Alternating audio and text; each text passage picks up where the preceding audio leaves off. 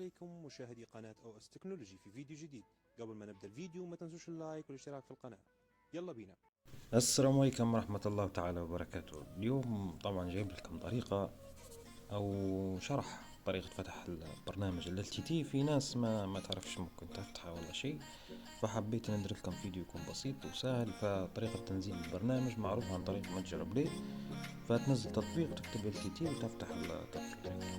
تمام، أول ما يفتح معاك طبعا حيطلب منك تسجيل، فتضغط على كلمة تسجيل، وبعدين طبعا تحط رقم تلفون اللي هو رقم هاتف تاعك، فيجيك رقم سري عن طريق الكود.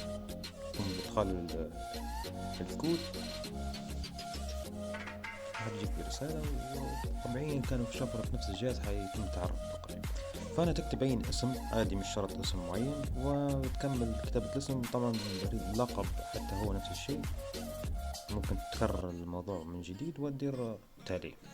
موضوع البريد الإلكتروني تقدر تفوت عادي، مش شرط.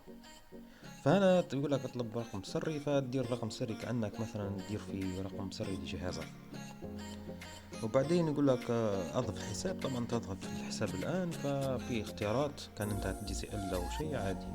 نمشوا الاسم التعريفي وكلمة السر. الاسم التعريفي اللي هو رقم العقد، وكلمة السر اللي هو رقم السري للعقد بتاعك. والاسم التعريفي طبعا تكتبين اسم، ما تكتب اسمك او اي شيء عادي. فيقول لك تمت إضافة الحساب بنجاح، فأكيد التطبيق يكون مفتوح معك. وبس، إن شاء الله تكونوا استفدتم من الفيديو، فريت تدعمونا باللايك والاشتراك في القناة. ويلا، السلام عليكم.